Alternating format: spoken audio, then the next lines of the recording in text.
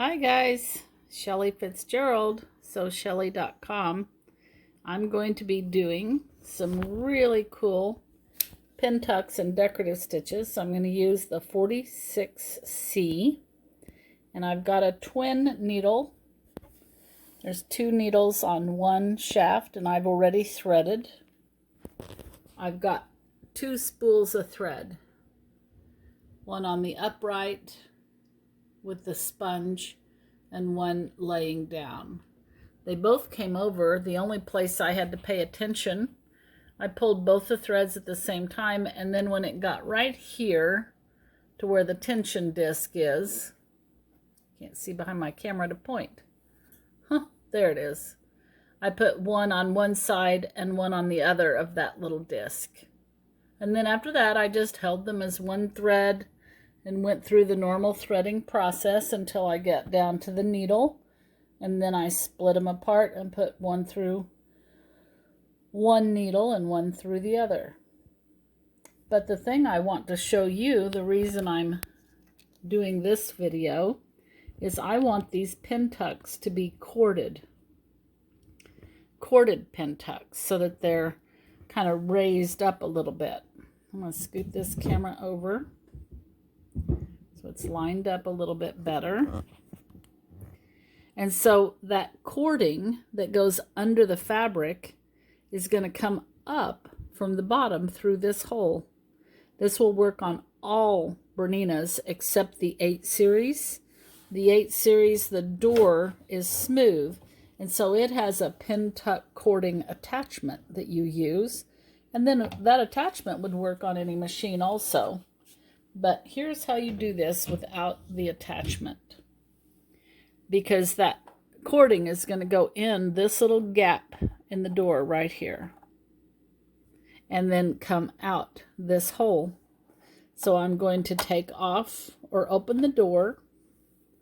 I'm going to take off the foot just so that we can see better and I have more room. I'm going to open or remove the stitch plate for right now. Oh, it's dirty, of course. I've just been sewing and sewing and sewing today. So we'll do a little bit of housekeeping since we're here. All right, nothing like live videos. All right, so I am using a cord. In a minute I'll show you where I'm putting it. This is just an 8-weight cord. It's called Razzle. It's by Wonderfill, and it's the perfect size. It's very soft and flexible for this number 2 twin needle. So that's the cord that I'm using, and I'm putting it on my freehand system. Let me zoom out a little bit. So I've got my freehand system, and I'm just going to put that spool of thread on, and then this thread is going to be held and be able to spin off of that freehand system. So I'm just going to put that back in the machine. And so here's that cord. Let me show you real quick so I don't forget. So there, it's under my table, but there's the freehand system with the cord on it. Pretty handy that you can do a lot of things like that. So now let me show you how we're going to get this cord. So I'm coming off of the spool over there, and I'm just going to hold this with the tweezers. And I'm just going to come up from the bottom. Let's see if I can get you over there any more so that I can show you where I'm coming up. So right here, this is all open. So I'm just going to take this cord with my tweezers and hold it up through. See how that's coming up? So I just grab it And I'm going to hold it like this, just to show you that it's just coming from the bottom up. Okay, so now I'm going to take this cord and I'm going to feed it through my stitch plate from the bottom up. So this single hole right here, I'll just put that in. How funny, I'm looking at the camera, not at the actual stitch plate. I had to move my eyes. So now it's coming up and up through the stitch plate, so I can just put this back on. And there it is. Right here, this part that's hanging down, when I shut the door, it'll just feed through this hole right there. I'm going to make sure it's under that knife, you know, where we cut our thread. I don't want it in the knife, I want it under the knife. But right there, it just flows freely. See? So that's what I wanted you to see. Let me stitch a pin tuck with that so that you know it works. I do have black in the bobbin, so I hope that is decent looking. We'll see. I'm going to put my tray back on just so that I can drive smooth and straight. So here we go. And we're just doing a straight stitch, and that cord will be under the fabric. So let me just put this down. And I've got a mark right here. It's just a pressed mark. I'm going to hold everything the first time I start.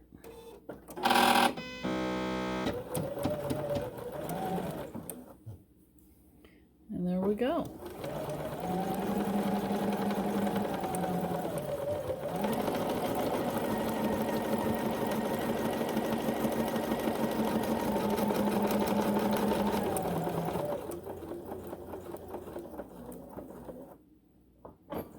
Now, at the end, I'm going to raise the presser foot, and I'm going to pull everything to the back so that I can cut it off with a little bit of length.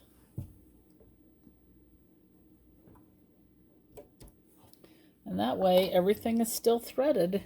The cord is still coming out the back. And then when I do these, I have a little bit of cord at each end. I like to go ahead and just smooth. You'll feel that it smooths out and moves just a little bit. So we'll take that out. And we have this gorgeous three-dimensional pin tuck with that cord in it. And it's very soft.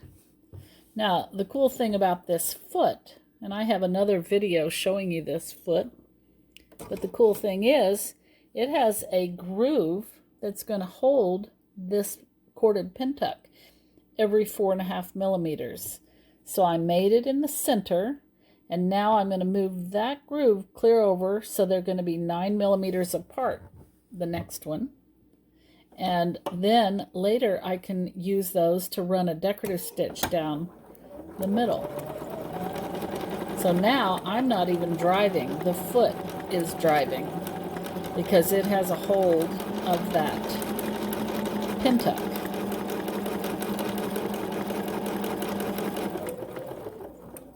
And then I raise this, pull it to the side, give it a little trim, bring it out, and I'll smooth it out.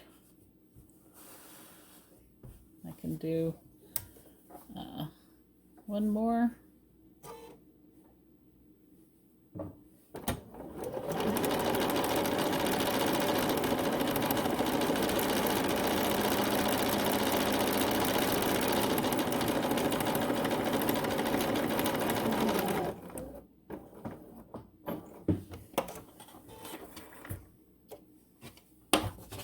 Actually, I'm going to do 2 more, and I can put that on either side of the foot.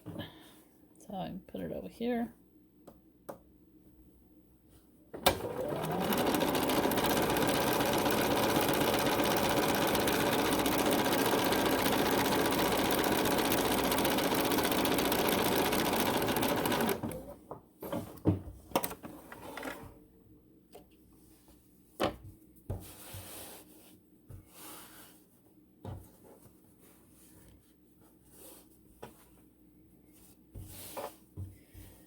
Now,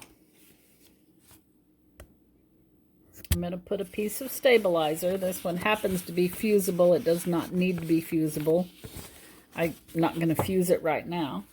I'm going to go ahead and pull my cording out. I'll just grab it at the bottom. I don't need that anymore until I want to go to my next piece. And I'm going to leave my twin needles in. And I'm going to cut off any of this excess that I don't want getting caught underneath in my stitches.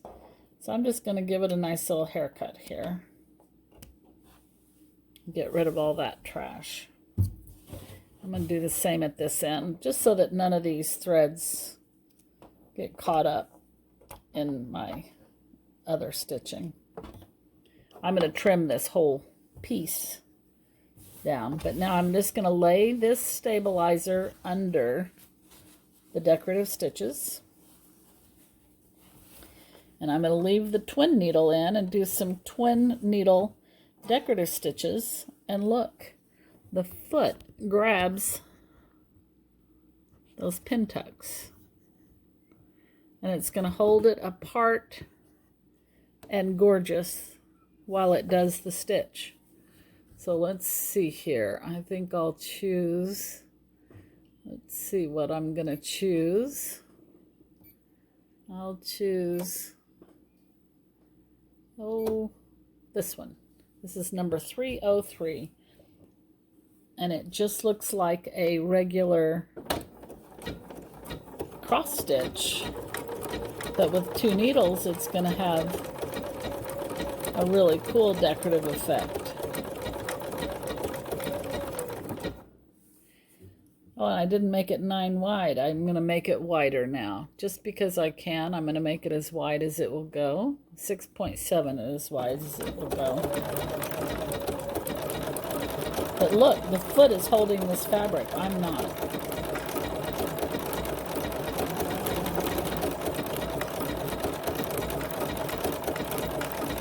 I have black in the bobbin. I think at the corners I can see that black coming up.